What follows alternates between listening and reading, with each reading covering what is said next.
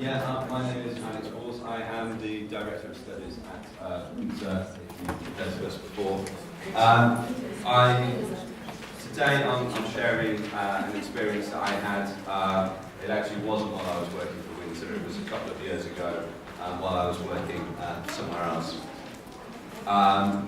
It was particularly with teenagers, but this might be something that you can adapt to adults or other ages. So, to start, I want to tell you a little bit about the context that I was working in. So, I was actually working in Oman. Do you know this country? Anyone been there? No, not that many people have. Very hot in the summer, and still quite hot in the winter, to be honest. I was working there for the British Council, and every year they have their summer school. So this was, as I say, a couple of years ago in 2017. So for their summer programme, they have a 4-week programme which they repeat. So they actually do it 2 times over the summer. And lessons are 5 days a week because it's a predominantly Muslim country. The weekend is actually Friday, Saturday, so that's why we were doing Sunday to Thursday. Every day there was a lesson, which was 135 minutes long. So basically it was 2 one-hour slots with a 15-minute break in between. On Thursday, so the 5th day of the week, these were designated as project days. So the teachers had to come up with a project that they were going to produce with their students. And we were also given a theme that we had to follow. So the theme this year was travel. And on the final day of the 4-week programme, the students had to present their projects to other students in the school. So the group I had was a group of teens. They were all between 14 and 17 years old. Most of them towards the younger end of that age range, so 14, 15. A couple of 16 to 17-year-olds in there as well. They were all at a pre-intermediate level.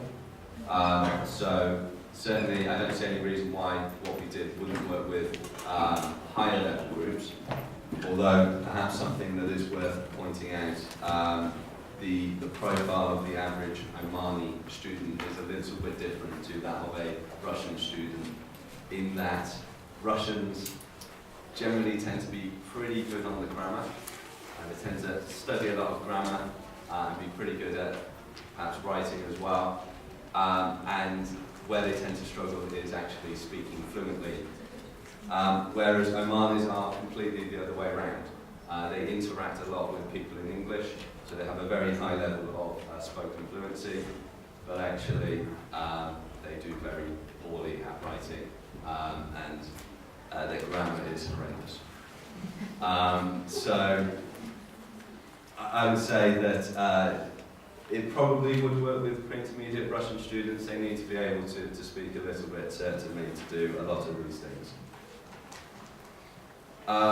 The actual group I had 9 boys and 5 girls, so although it was a very conservative Muslim country, it is co-educational.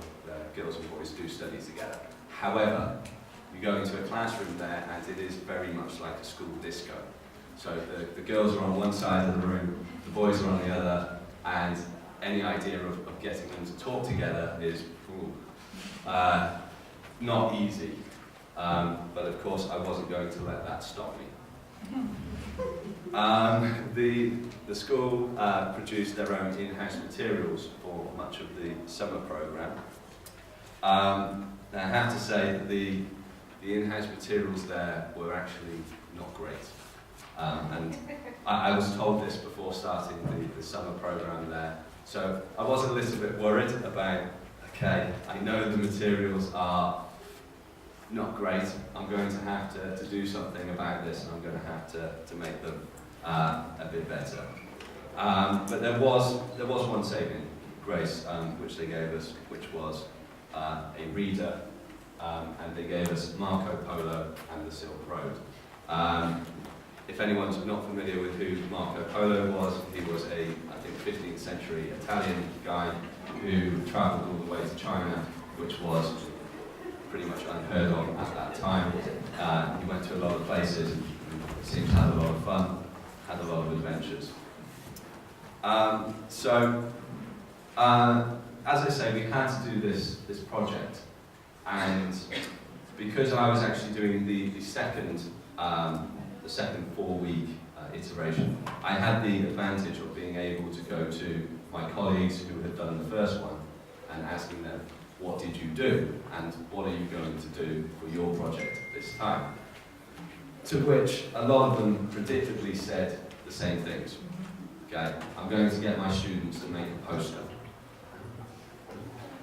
Okay, fine, but you've got 3 lessons to work on this poster. You're going to work on this for 6 hours. You're going to work on the same poster. These probably need to be some very good posters then. Some people were thinking about making a, bearing in mind the topic was travel. Some people wanted to make videos about why people should come to Oman. And again, that's fine.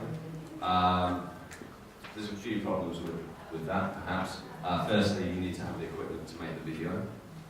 Okay, the school did have it, but the number of teachers who wanted to use that equipment, I calculated, meant very quickly that there were going to be problems with people wanting the same equipment at the same time.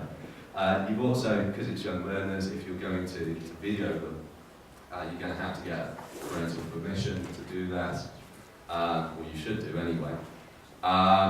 So I thought I wanted to do something different. I wanted to do something that was going to be different from the other classes. Also because we have to show these projects to the other classes as well. I didn't just want students to come into our classroom, sit down, here's a video, now, just sit and chill for 10 minutes until we get the next group.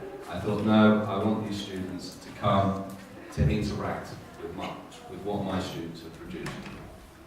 So I came up with the idea of doing board games with them. I can't claim it to be an original idea, but that's what I decided would be a good idea to do. So I had to plan this work out for the duration of the programme. The first thing I decided to do was how I was actually going to split the students up. So we actually had 3 groups of 4 to 5 students, and those numbers worked perfectly, as I'll explain why shortly. And I decided there needs to be 5 steps in terms of how we're going to go from from the beginning to actually having a board game that other students are going to play, and making sure that we actually do produce something. It would be very embarrassing if the students from other classrooms came to ours and saw that we had some half-finished ideas. So I wanted to make sure that everything was going to be done and ready. So the first stage is to research, and I'll talk about all of these in a bit more detail now through the presentation. So they needed to research some ideas, they needed to design their game, then they'd actually make it, test it, and finally present it. So the first step then was to start researching games, and I thought, this is brilliant, they're going to love this, they'll just get to play some board games. Which teams wouldn't like doing that? But it's still got to be a lesson, there's still got to be some learning in there, not just, okay, here's an hour or 2 hours of playing board games. So the first thing that we covered was to think about vocabulary of games. So we're looking at collocations such as roll the dice, move your token, go back X spaces, the normal things that you see on game boards and cards come with them. Students then got to play 4 different board games. The number 4 was really just because it was the number of games that I could find in the school. It wasn't picked for any particular reason other than that. As it turned out, it was probably about the right number in terms of the time that was allocated to that. So the first game was Snakes and Ladders, and this is obviously a classic game. I was able to just print that off the internet to have a copy that the class could use. The second one was a game called Word Up. This is one that I found lying around the school. It's a word game. I can't really remember much else about it, if I'm honest with you. And there were 2 more that I can't actually remember as well. But I do remember that they were word games. Because it was a language school, those were the board games that they had available. And I think, certainly if I was doing this again, I would think about using other games. Catan, I don't know if anyone's a fan of board games here. Yeah, Catan was probably my favourite one. Yeah. Although I've got a brother who's very good at board games. He learns how to win most easily at all of them. Playing against him it's just not enjoyable because he's counted how many cards have gone to different people. He just knows exactly who's winning at any point. But otherwise, yeah, I love the mechanics of that game. It's a very good game. But Risk, Monopoly, you could use it with any board games. So we started by playing Snakes and Ladders together. Everybody played it at the same time. They played it in smaller groups, but we all played this game at the same time. And then I got them to complete a table about reflecting on their experience of playing this game. So hopefully you can see here they had a few things to fill in. The name of the game, the parts that were used in the game, the winning condition or how to actually win the game, what they liked about it, and just as importantly, what they didn't like about it. Okay, so you can see that maybe they like the simplicity of it, the idea of going up the ladders, the colours and the design of the parts of the game. But maybe with a game like Snakes and Ladders, some people don't like that there's just no skill. It's roll the dice, and then if you're lucky, you move and go up the ladder, and if you're unlucky, you hit a snake, and you're back where you started, or even before where you started. So now that students had the idea of they would play a game, and then they would reflect on their experience of playing that game, we moved to the other games. So I set them up in their 3 groups. Again, this was another reason to do 4 games because I wanted 3 groups. And so there's the 1 game we play together and then the 3 that they play in their groups. So they played the game for up to 10 to 15 minutes. This was generally enough for them to get a good idea of what the game was, how to play the game. It didn't always allow for a winner, and I don't know that was necessarily a bad thing. I think that's still a question that I'm thinking through in my own mind. Obviously the important thing was for them to think about how games work and to understand the game. So I think it was okay that they could still say who was winning at that point. By 10 to 15 minutes of playing it, they knew who was in the lead. And so then, as I say, each time they reflected on the previous game that they played, generally brainstorming their ideas, what they like about games, what they don't like about games, how they work, without even thinking that that's what they were doing. So now that they've done their research, we can now start to design the game. So this is where I actually told them what their groups were that they were going to be working in. I did at this point keep it the boys and the girls working separately, but I mixed them up later, as I'll explain. I reminded them of their brief, so the topic was travel. We'd be using this book, Marco Polo, so I wanted them to design their game around this book, around what Marco Polo did, or around the Silk Road and how things were traded along it. They had a list of questions to help them. I'm not sure if I included it on the slide or not, no. So they had a number of questions such as, are you going to use an actual board, and how will the board be shaped? Will people go around the board, or will they go across? Is there a beginning and an end? How do they win the game? Do they collect points, money, items along the way? Do they have to answer questions? And I also helped them to come up with a list of jobs that they would need to do in order to then produce this game. So they had all of this on a handout, and they had to then assign these jobs to people as well.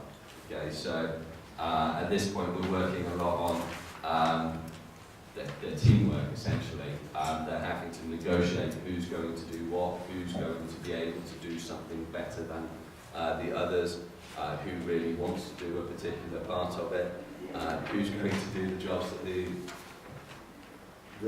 if nobody wants to do that particular part, they're going to have to compromise about how to do it. And that generated a lot of discussion, actually. And then finally, for those of them that were very set on how they wanted to proceed with this, they would then be able to design their mock game board. So then we're on to making the game. This was a fairly straightforward step. I provided them with A3 paper, coloured paper, dice, counters, scissors, glue, all the normal things that they might need to produce their game board. And the students got to work. They knew what they had to do, and they just got on with their different jobs. Obviously some people finished their jobs earlier, so then they started helping out the other students. The job that probably took the most time were some of the students wanted to use questions in their games, and obviously the questions therefore had to be written. So even where they'd assigned a couple of people to be writing these questions, they actually needed some of the people who were doing the board design to, when they finished that, to start writing some questions as well. So then we get to the fun part, really, where they get to actually try out their games and see if they're any good. So for this, the students tested their games within their class. Okay, they got each other to play the games. So because there were 4 to 5 in each group, what we could do was have 2 or 3 students staying with their game at first.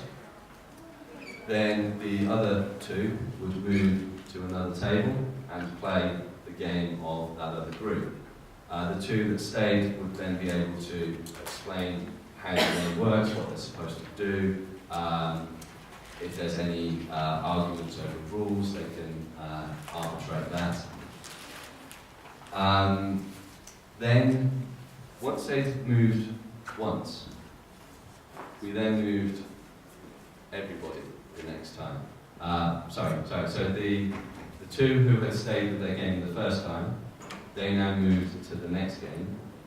And the 2 who had just played the game, they stayed there and explained to the next group coming across to play. So this way everybody got to move around, everybody got to play, all of the different games, and everybody got a chance to explain a different game as well. So I wanted them to peer assess their games as well, so that they could not just have my feedback, which was largely praise, to be honest. I was like, wow, that's an amazing game that you put together there, that's a very interesting looking board. But the true test is really how much the other students like their games, really. So this was a very simple peer assessment tool that I put together. So basically the game was fun to play, board game and materials looked good. They were able to use their English. That was an important part of the game. They should have designed it so that there would be some English practice in it. They actually learned something from the game, and would they like to play the game again? Overall, they were very positive of each other. I don't think there were any unhappy faces. So, yeah, I think overall that was a success. And so then we had to, of course, present the games to the other classes. So the way that this worked was, again, half of my students stayed in my class, while the other half got to go around the other classrooms, and then there was a switchover period when the others would come back, and the ones that had stayed would be able to go and see what the other groups had done. Our classroom was packed. Okay. There wasn't a moment when there was a free seat at any of the tables. It was about 90 minutes of the actual lesson, 15 minutes to kind of get warmed up, and then 15 minutes at the end to bring everybody back together. But for the hour and a half between that, our classroom was packed. You couldn't move in there. And I thought that was particularly impressive because I went and walked around and saw what the other teachers had been doing. And one classroom had cookies. They had the second most people in there. So we managed to pack the classroom without cookies. So I'm proud of that. So what do students learn from this experience? Or what do I hope they learn from it? I think the first thing is how real-life board games are developed, or rather, how a process is followed in terms of putting anything together, really. In this case, it's board games, but you would go through the same steps. I think there's always a lot of focus on product, just like product and process writing, right? Here we've got them following a process to produce something, and there's a chance to go back and edit things and change them so that they are the way that they want them.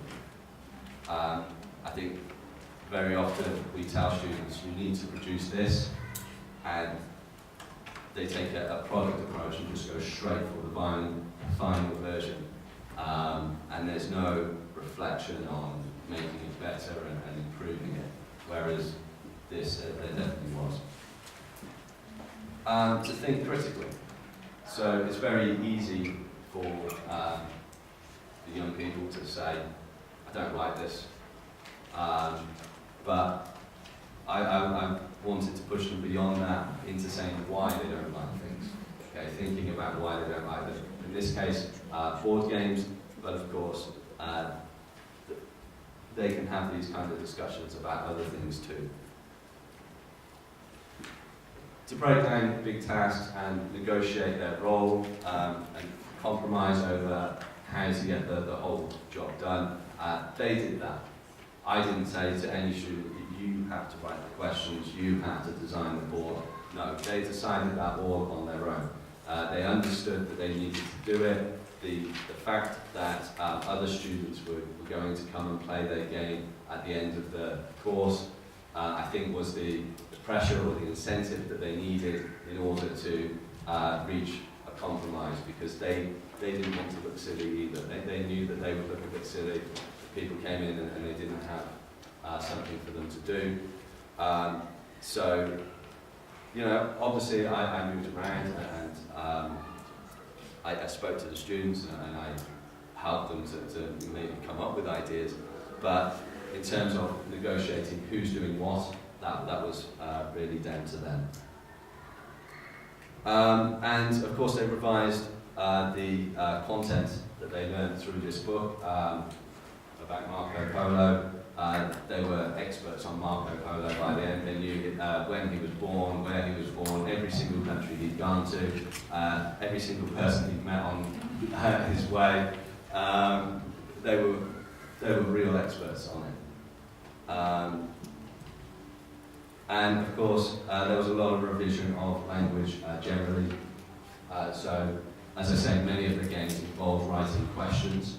So there was a good opportunity to go around and see the questions they were writing and give them feedback on whether they were creating questions, formulating them correctly or not. Also, they had to give instructions to each other about how to play the game. So again, another area where they were using a lot of language that could be they could be giving feedback on. But although I think it worked very well, I think there's always room for improvement. If we stop thinking there's room for improvement, we stop growing basically. So there are certainly things that I would do differently if I was going to do it again. So I've mentioned already that probably the board games that I was using in the first lesson, most of them were word games, which is okay. Word games are fine, and maybe I should still include one of them. But I don't think it really gave the greatest amount of variety in terms of different games, the ways that the different games work. I think also the peer assessment could maybe have been better. A 3-point scale was maybe a bit simplistic for teenagers. If I was doing the same thing with younger children, then it might be more appropriate. But I think they can think in terms of it's not just like, dislike, and yes, somewhere in the middle. I think they can